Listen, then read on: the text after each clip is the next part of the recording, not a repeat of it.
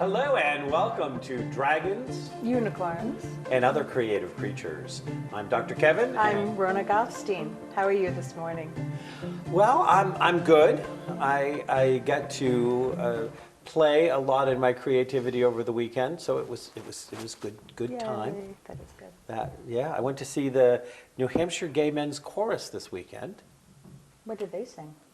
Well, they sang a lot of different things, and it's funny because part of it was called A Time for Love, and it was about love, and they found the original lyrics to Bewitched, Bothered and Bewildered. Yeah.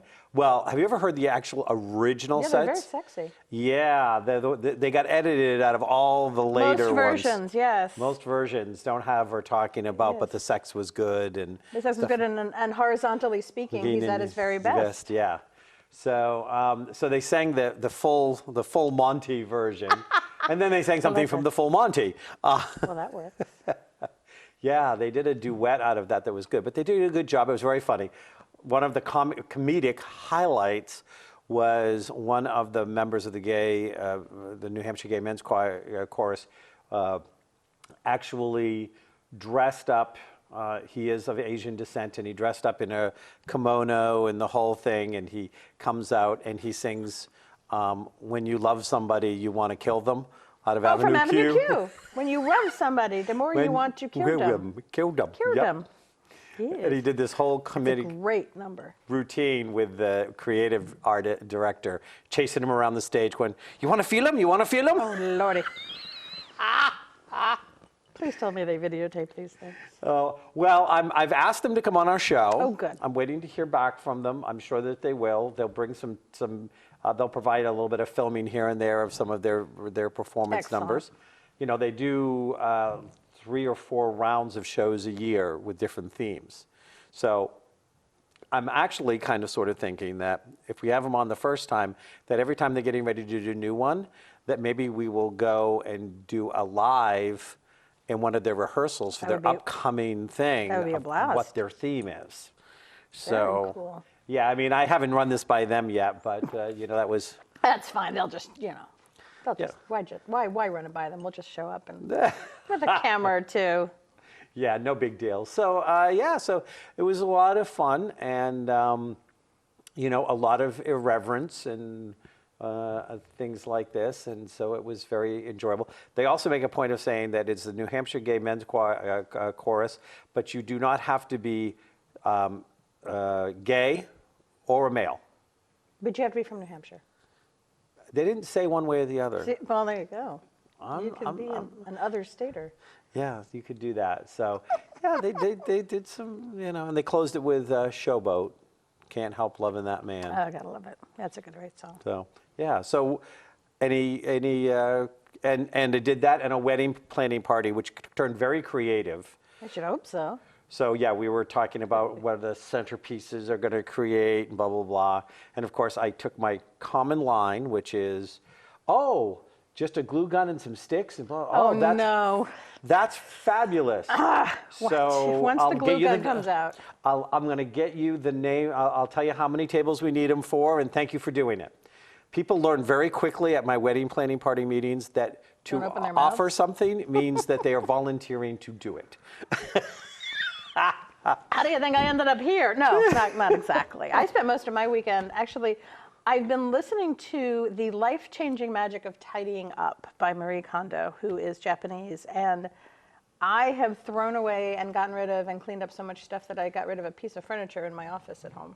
That was just a storage unit, basically. So that was very freeing and wonderful. And I've been working on the second book in the Melisine's Daughter series. Great, yeah. Yes. Well, we're going to have a show coming up talking about just about your upcoming books. I know. I get to play in the world of mermaids, which is a lot of fun, and actually segues really well to our guests today because they play in their own worlds as well as writers. Well, I have some great pictures if you ever want to see them that I got down in North Carolina, Carolina Beach, North Carolina. Of you as a mermaid? No, as for mermen. Mermen. Some really sexy mermen. I need those sexy mermen. So I got some pictures of some really sexy mermen that were hanging up that were like, you know, things that you could just, I don't know what, kitschy stuff. Fun. There was there's a huge mermaid store down there. Yes, Yes. there is. And then there's the ones down in Florida who are there all the time, the Winnie Wiki mermaids or something like that. They're amazing and beautiful.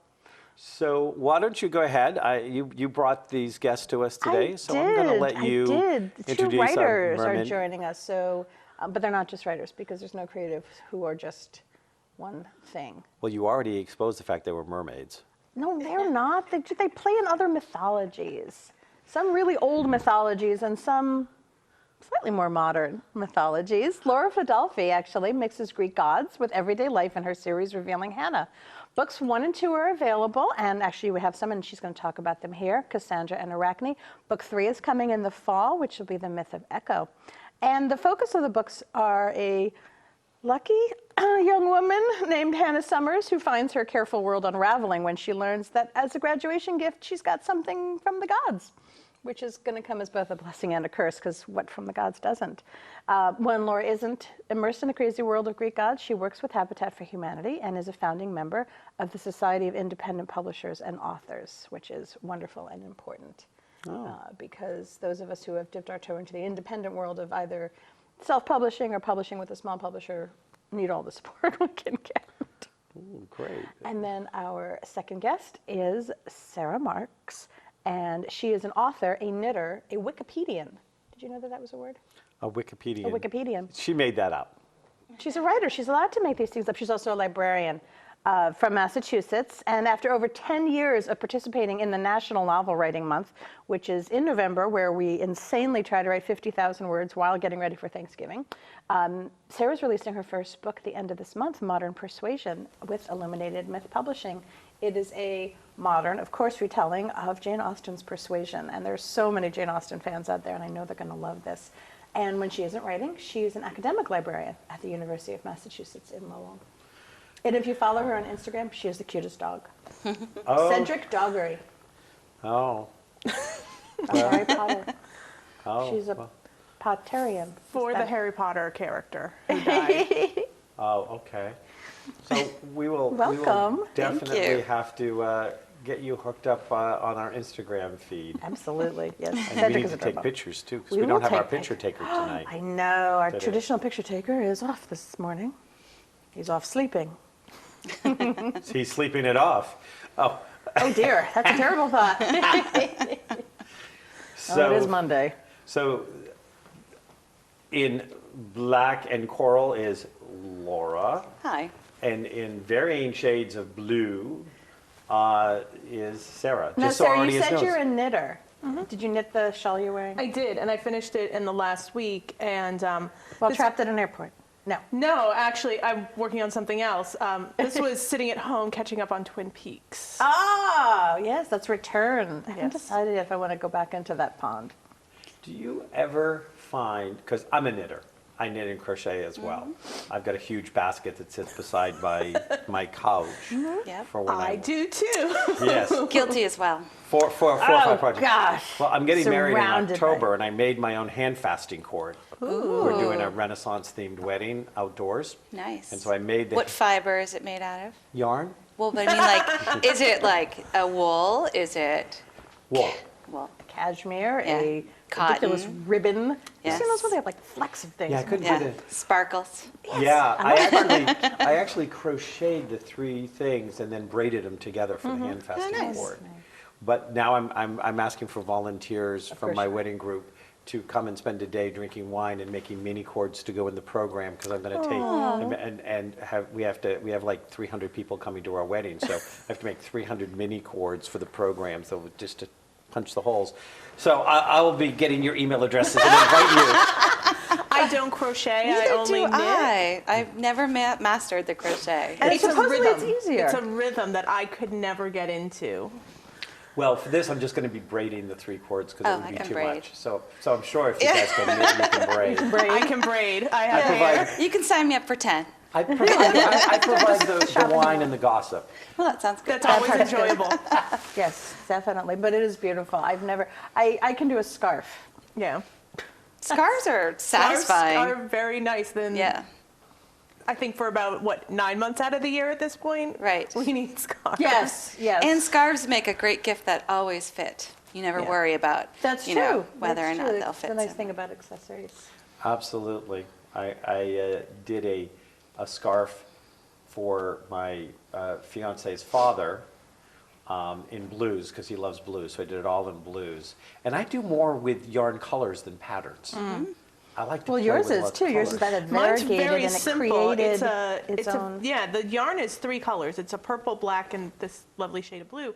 And it's really just a lot of what they call short rows, which is not knitting to the end of the row, but turning around midway to sort of expand the fiber or the pattern. Yeah, and then it just kind of creates It's just its own knitting and pattern. purling. Oh, And yeah. that's really the tone of designs right now, is to simply knit and purl, or to simply knit, and let the colors of the yarn and the combinations you choose speak the message you want.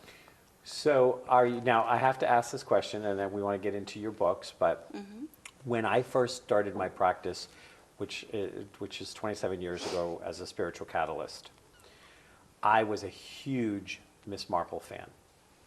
Oh, sure.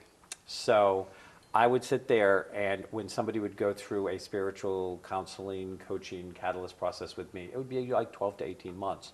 Very early on, I would ferret out the information about their house and stuff, and I would sit there and do the work, and I would be either knitting or crocheting as I would be doing their sessions. And at the end of their session work, I would give it to them as a representation That's cool. of their That's neat. healing process. Well, this wasn't a Madame Defarge process. Yeah, no, there were no broken balloons. So, Names knitted into the. so will either one of you ever do a knitting lead character in a book? Yes. Your character's like gonna. Miss Marple. Modern Persuasion is the first of 4 modern Austen that I have in mind, and the last one is a retelling of Emma, which most of us remember from Clueless more than Emma itself. Although Gwyneth Paltrow's version was Yeah. well done. But I want to set it in a knitting shop / cafe. So the whole frame of the story is going to be the yarn industry and the fiber industry in New England. I was about to say, coming from Lowell, as I do as well, that's an easy. Yeah. We have a lot of resources right I now. don't New Hampshire know. does too. New Hampshire, it's Yes. such a well-formed community. There are tons of events, tons of places to go to knit. I don't know if I'd have a character that was knitting, but I do relate to the thing of falling in love with a character. Serial fiction is so satisfying, I think, for a lot of people. They like to follow up a character through a series in a book, and because you get connected to that, and you want to stay with that person for a while. So whether it was Miss Marple or Hercule Poirot, or whether it was Harry Potter, can be obviously a popular series where people got connected. So I don't know. One of my characters may pick up knitting at some point. Well, Arachne But- would weave, right? Yes. Does she weave it all in Oh, your she version? does. Of course. The whole myth is the myth of the competition of weaving. And that one I focus on the idea that Athena was jealous of Arachne's superiority. She expected to win the contest, but she failed. Arachne won the contest. And instead Okay. of being gracious, she actually had never really experienced failure before. No. So she just destroyed Arachne's weaving and turned her into a spider and rationalized it. I think that's actually an activity we can all relate to, rationalizing our emotional responses. Yes. So, Especially the bad ones. yes. Especially on Twitter. That's right. That's right. Our Facebook. Yeah. Love to see It's true. Athena's There's Twitter that great feed. graph that says, what happens in mythology, and there's this one sliver that says, humans upstaging the gods, and I can't remember the other one, and then the other one is Zeus can't keep it in his pants, Well, yeah. which leads me to poor Hera, who's also in your books. Yeah, so Hera's a main character in my series. So what I do is I like to imagine what they would be doing, the Greek gods, because they're immortal, they're around, but they're not worshipped, so they sort of have to make their own way in the world.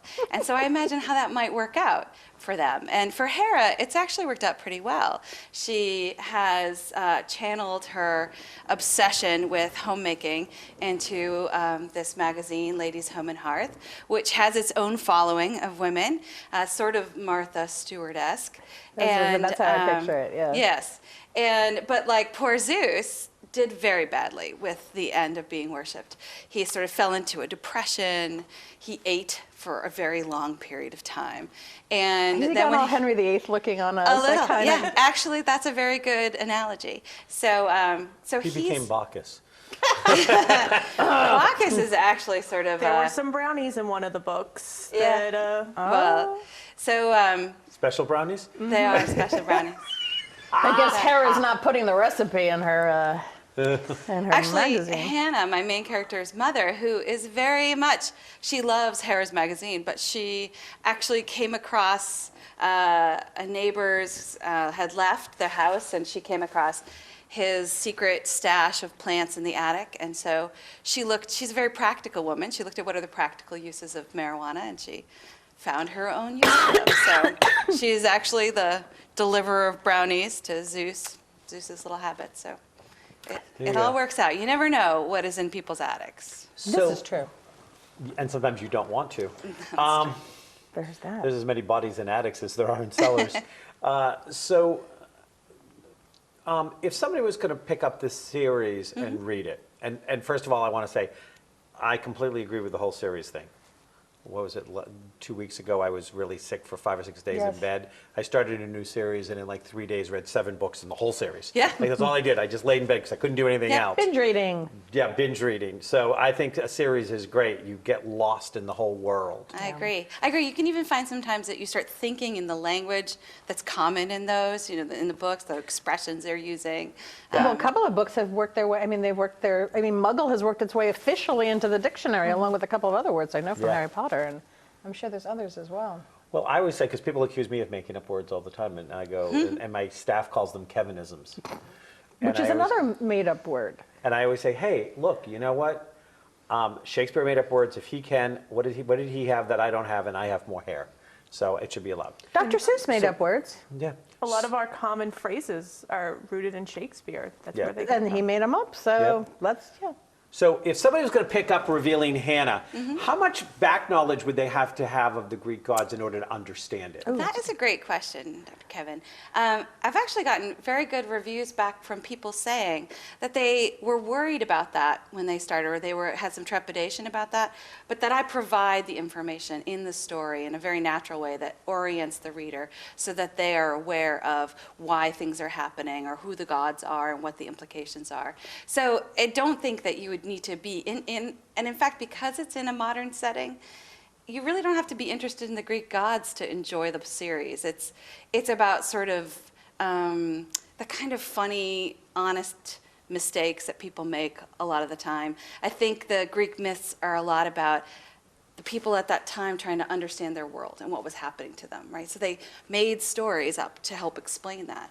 And I just take the heart of that story and I bring it into modern setting. So I don't really think you have to be that knowledgeable about the Greeks. You just need to enjoy reading, I think, to enjoy them. So. Good. So Well, Cassandra and Arachne are both rather put upon, and you said Echo is the third. Is she Yes. also? I can't remember. Is she? So the story of Echo is that she was a nymph, and she was sort of a companion of Artemis.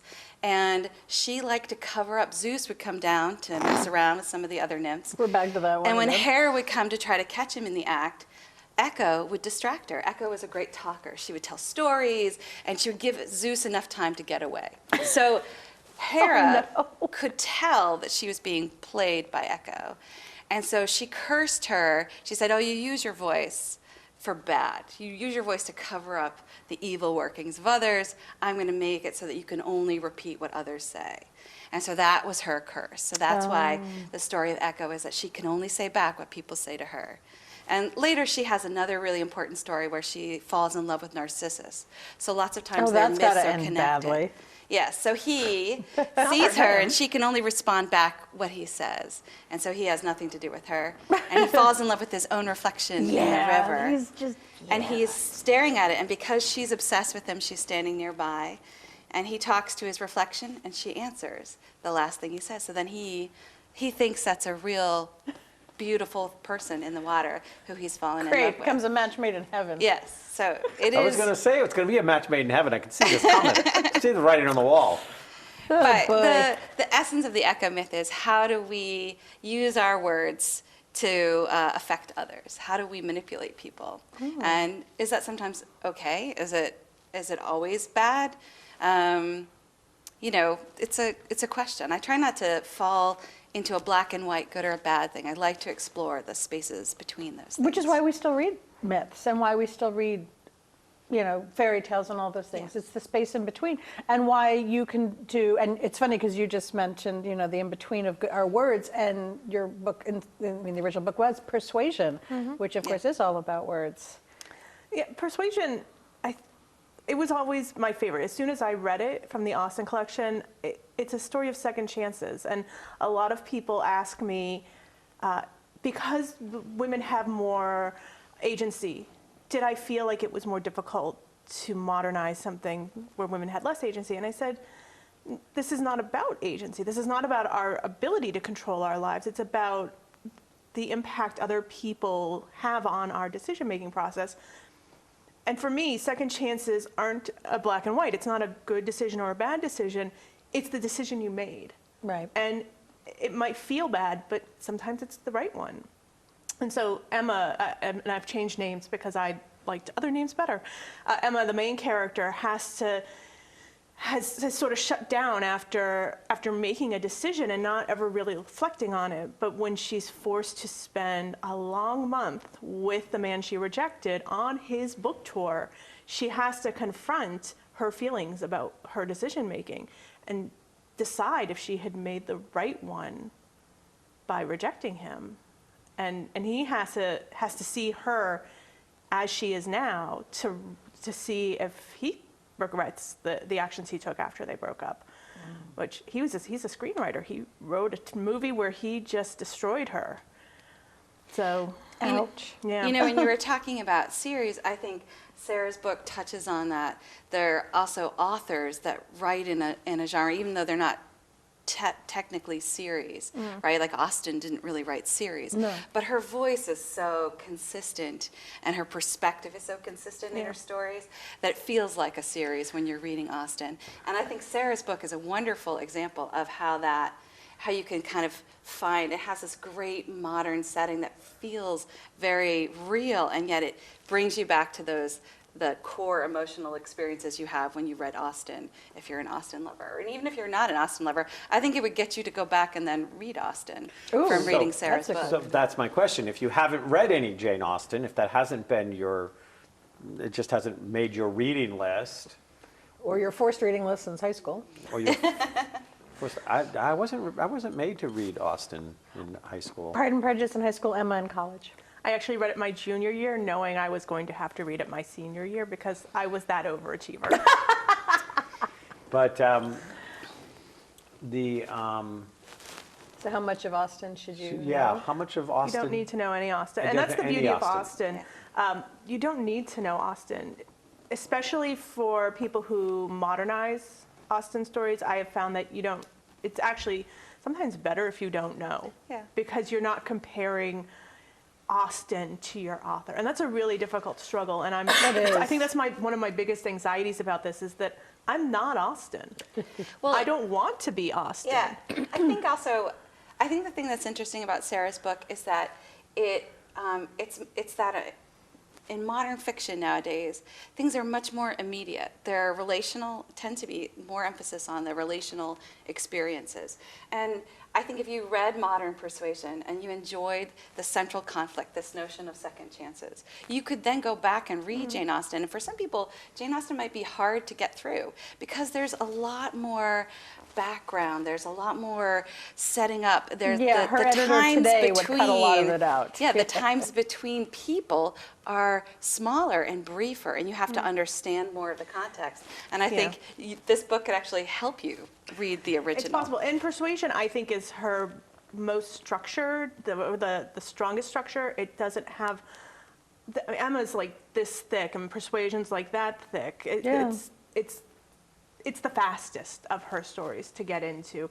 But I've had people pick it up and read the original and say things like, oh my God, Aunt Elliot is an idiot. And I'm like, yes, we're all idiots. That's what happens And sometimes when you're that's in our love. favorite characters But you to really write. hit that very quickly. You don't spend you spend a lot of time learning about her family in the very beginning, and it's because it is the frame of the story is her family's snobbery. But once you dive into the action, Austin kept it moving really quickly. I just wanted to take out some of the it's about her family and just get right into the relationship, because that's what people keep coming back to with Persuasion. They like this dynamic between Anne and Captain Elliot, the rejected lover. The famous quote from this book is, "I'm half agony, half hope." And that's That is a that great raw quote. emotion you feel when you don't know if your feelings are reciprocated. Yeah. There's oftentimes, series can end up happening in a lot of different ways. They happen because I've looked at series that happen where it is just the same class of people at the same time in the same era, and maybe somebody from another book will breeze through or be Yes. the introduction Yes. or the connector. Sometimes the core piece is the town. Right. And so you have this secondary set, but the main character in the conflict changes book to book. Yes. And so it's very different.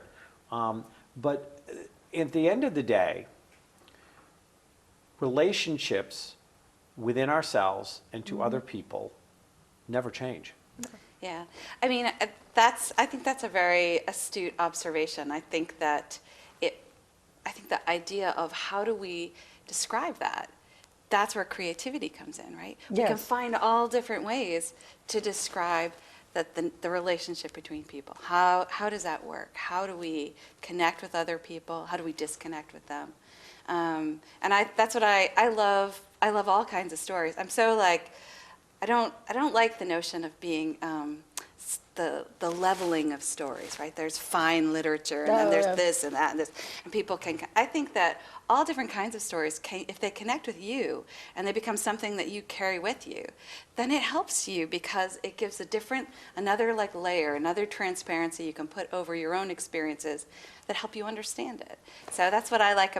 This book series came about in part because I was writing. I had turned 40, and I didn't know what I was going to be doing. I was going to be sort of going back to my career in conflict resolution, and then I started writing because my husband said, "Well, what do you really want to do?" And I was like, "Well, I've always kind of wanted to see if I could write a story."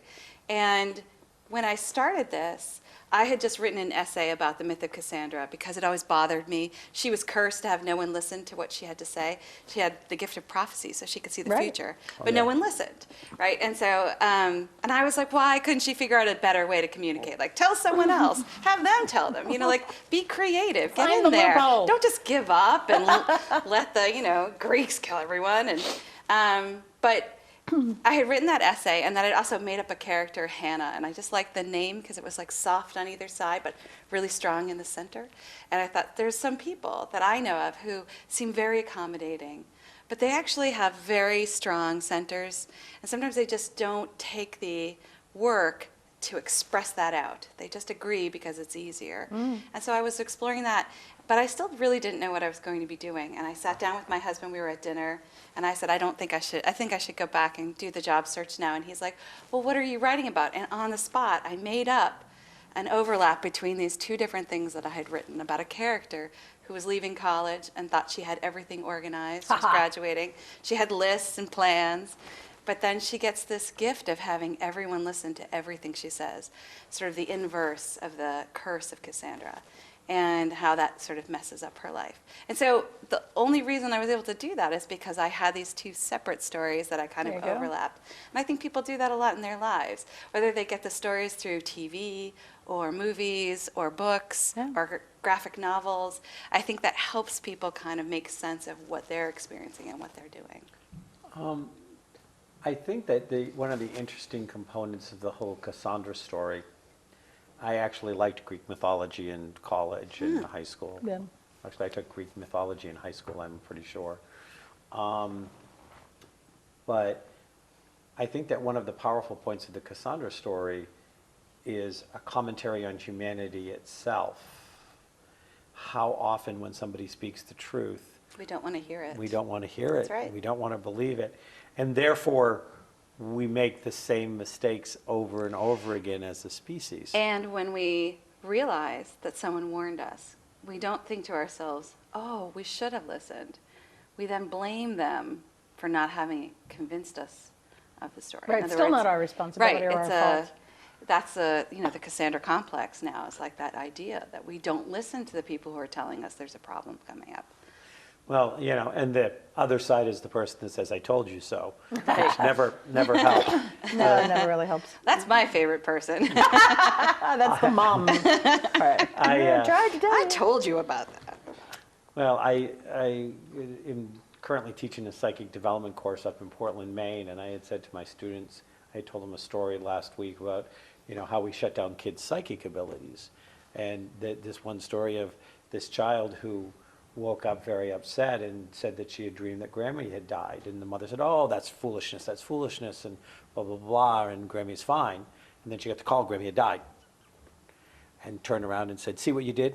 Oh, To the child. well, that's terrible. That is awful. But She's we going to do have to be a that. writer. But we do that sometimes. We do shoot that messenger. Right, We do. right, because Yeah. they're telling us something we don't want to hear. Yeah. Really. Yeah. And since we don't want to take that responsibility, and then we don't, it's their fault for not telling us, and it's their fault for telling us. They're damned either way. Which actually shows up in Austin quite a bit. It does. Now that I think this about one it. is all Yeah. about being able to be persuaded, but being able to be persuaded is a very specific mindset. And you see this all the time on social media. People, you post something and then people suddenly give you their opinion without you asking for their opinion. That this wasn't a prompt for advice. It was a simple status update. But I think that people are so anxious to be helpful and be insightful that they don't realize that there is a mindset to being persuaded. There is a mindset to taking advice. And you have to learn when someone's open to that experience. Because, and we can see And don't assume it. in everything in politics these days, if you're having a political discussion, you can assume right away no one wants to be persuaded about anything. They want to persuade everybody else. So you go in with that frame of mind, and at least I found myself less frustrated. Well, Not to say I wasn't frustrated. Yes, I was no, of less course. frustrated. Well, I like the whole topic of dreams. I think dreams are fantastic access to it's like we get to sleep and so we're recharging our batteries, and our minds are working on the things that we're struggling to put together in our daily life, in our conscious life, right? And they give us these like clues. For a long time before I started writing, I was having these dreams about that I had a house I didn't know of, and when I went in the house, there were all these rooms that opened up into these weird rooms, that all these unused rooms that as I opened them, they were like a bowling alley in my house, or a huge dining room, or a whole other house that was behind one door. And when I sort of spent time like researching what does that mean, it was sort of I came away with the notion that there was some aspect of my life that I wasn't opening, that had all this potential, and I wasn't opening the door. When I started writing, I never had that dream again. no. So, I just think Because that you're constantly opening doors, that's right, for 'cause sure. I think it's interesting how our minds are trying to help us. We try to help ourselves. And maybe that's a time when we're persuadable, is in our dreams, right? Well, and it's interesting. I actually teach a dream interpretation class. I'm That's teaching it this fascinating. summer. I also have a dream interpretation class out on DVD. And we do a lot of things. We do psychic connections in our dreams, and we do problem solving in our dreams. Of daily events, but we also give ourselves larger messages and directions of Yeah. where we're going. And as soon as you started, I was like, oh, this is all about her touching all those creative aspects of herself that aren't getting utilized. Yeah. Yes. I was Absolutely. thinking you're overwhelmed with options. And No, sometimes there is that. because I yeah. think the feeling in the dream was excitement. Excitement. Yeah, Right, and I could feel that yeah, as excitement. I As opposed could to feel shutting it. them, Yeah. going, no, no, no, no, no. My No, it was first- like, oh, wow, look at this. Yeah. I didn't realize that was there. My first National Novel Writing Month novel was a story about a recent college graduate, or actually college dropout, suddenly getting hired as, or getting a job interview to be the new devil. And it's becoming, I think it's going to be my third novel published and the entry into my big universe of mythology. But it started as a dream that I had feeling like I could take control of something. And it was at a moment in my life where I needed to learn to regain the control that I was looking for on my life. But it led to a creative expression that when I went back and read it years later, I realized it was very steeped in where I was emotionally and had to just wipe the slate clean and rewrite it. And it turned out my protagonist is not a very good person. She is not what your typical protagonist is going to be. And there's a very good chance my readers are going to be mad because That's okay. We can have anti-heroes. I mean, we need no, them. but she's not even going to be the anti-hero. She's going to be Human. Yeah. She's going to be a 21-year-old self-absorbed child. I was about to say, I don't know if I went back and met myself again at 21, I would particularly like myself. No, I'm quite positive I would. So this is like, I think this is an interesting a challenge as a writer, because I find I struggle with sometimes, I want to portray my main character with as much honesty as I can. But I do have in the back of my mind sometimes that I'm not sure how far I can push that for the reader, that they might find themselves turned off from the character, right? Like there is a certain amount, it's finding the balance, and some of that is, I don't know if you guys experience this when you're writing for a character, but that you're testing the bounds of who is this character really? Can they go that far? And sometimes you write that far and you say, oh, maybe that's not. They are like maybe that's on their worst day. Maybe I don't need to have save that for a blog But do you post. find the notion of how your readers will react to your characters? Does that impact your process at all? I live with my characters for years most of the time. I'm like, they're my roommates. They're my, my dog in some cases turns into a character as I chat with him. So I spend a lot of time knowing them before I write them. So I know this is actually the novel I spent the least amount of time with. I came up with the idea literally 3 years ago on a trip to New York for a conference and wrote it a month later and put it away till I started editing it. I didn't live with these characters. I didn't spend a lot of time with them. It made it easier to write because I didn't want to tell a little story about that stupid time that someone hit their head. So you can't know too much. They I were suppose. drunk. It was college. They were having fun, and someone hit their head and had a concussion. And it's something I knew as I worked through things and started thinking about the characters to promote the book. Right. I didn't know it when I wrote it. One of my most fascinating characters, because I always had this delineation between an author and a writer, and my first 4 or 5 books out were authored. But I had this deep desire, and the person, and I kept on saying to the person I was involved with at the time, I have it in me. I used to do short stories, and I have it, and I want to be a writer, not just an author. And so I was in England sitting in a window seat up on the top of a 1300s, it had been a 1300s estate for a bishop or somebody. Nice. And I was looking over the paddock when the sun was rising. And my partner was, at the time, was asleep. And I just looked at it, and as I'm watching this, the character came into my head, introduced themselves to me, gave me their full name, who they were, what I needed to know, and that I was going to write a 13-book series about them. And it was going to be fantasy fiction. And, they didn't say fantasy fiction, but this 13-book, and I could tell the way they did it. And it was several years ago, and it was at that turning point where you started to see more alternative reality come out, where it's happening now, but we rewrite the words, the reality.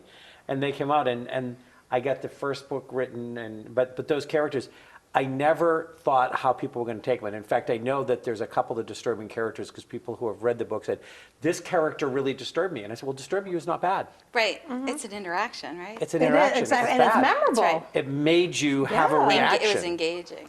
Because they weren't all bad and they weren't all good. And I teach my students that, you can have a choice of having a heavenly life with hellish days or a hellish life with heavenly days, but it's never one or the other completely.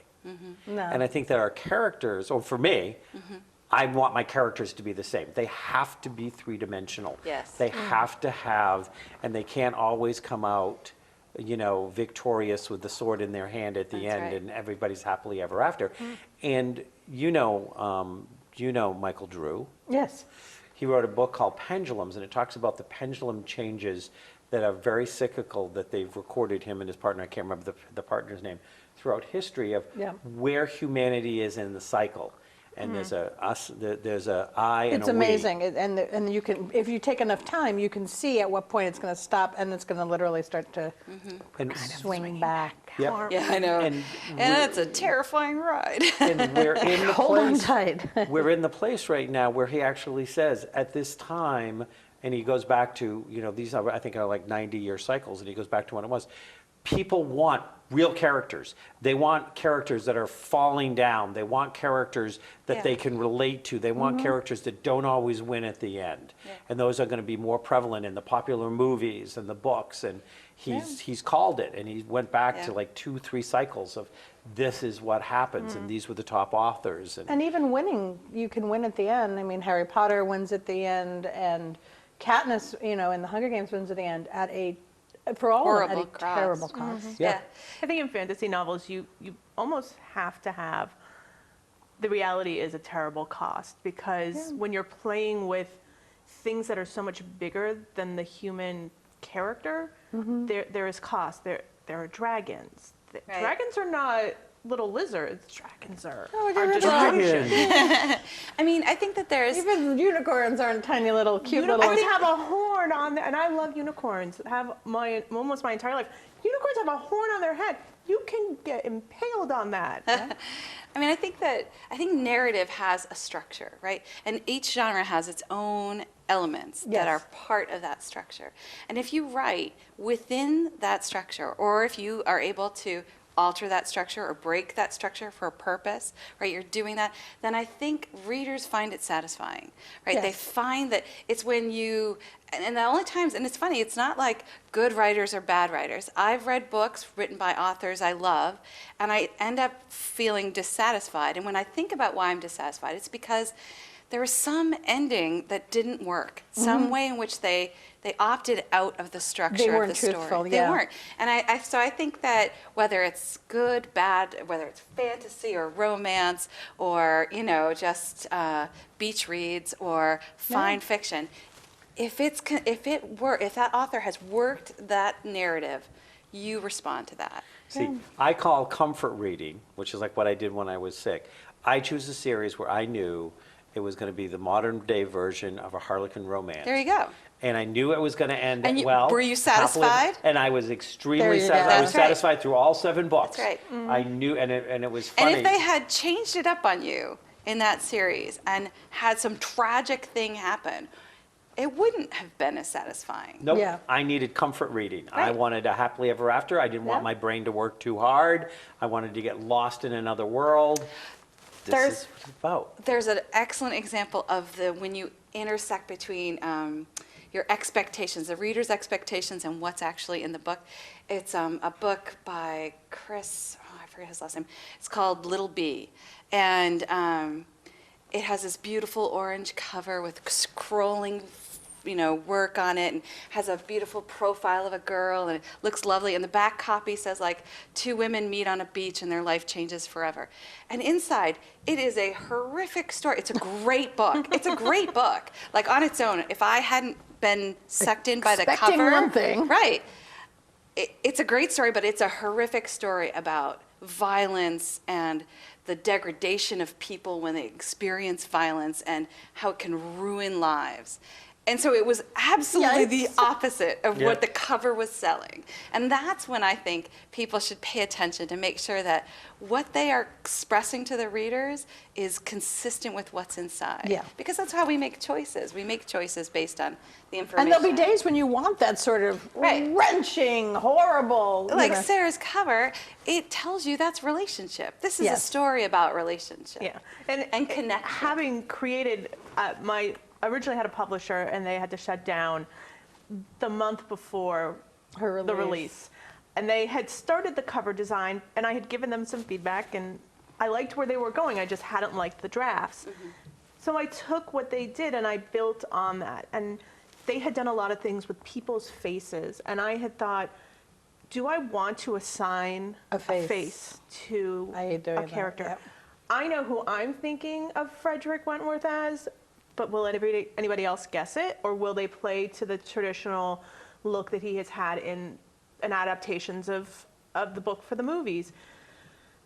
But I loved this photo it turned out to be winter in Paris. And it was the right color. It made me feel the right way. It was two people holding hands. And there was a sense of distance between them trying to fight through that distance. Okay. And we are going to have to wrap it down. I was hoping we'd get the Oh, whole story. no. Our time is up. You warned me this was going to happen if I brought them together. I told you. I said, why did we book them on Sorry, two Sarah. separate shows? I know, and I I did, will but they're- blog about this story. Okay, on my great. blog. So everybody go to And I'd just Sarah's like to give a blog. shout out to Amy Flannery, who's the artist who does the mosaics on my covers. They are made with clay polymers, and so she's taken an ancient art form and made it with a modern substance. Oh, I love which that. We is should what have her I on. do Is with she my around? Is she stories. local? We should have her here. She's in Texas, but I little take far. ancient stories and I put them in a modern setting. It's Yeah. just a Great. very nice match for me. So we want to thank you for coming on, and our listeners, viewers, will see underneath the off How and to on. find you, how to find the find you, books. how to find your book, And Ladies stuff like Home and this. Hearth. Thanks. And we get to find out where to find your class on dream interpretation. Absolutely. Absolutely. I'll tell you where you can go to find my class on dream interpretation. We will come to class and help you with your braiding there. There you go. Oh, there we go. And when Echo is out, let's have you back on, and let's see I'd what's love to. going on when your next one comes out after Modern Hopefully a Persuasion. year from now. Okay. That's the next Excellent. one comes Thank out. you Thank you. so much. Thank you for being here. Thank you. And thank you for joining us on Dragons, Unicorns, and Other Creative Creatures with Rona Gostein and Dr. Kevin. Namaste.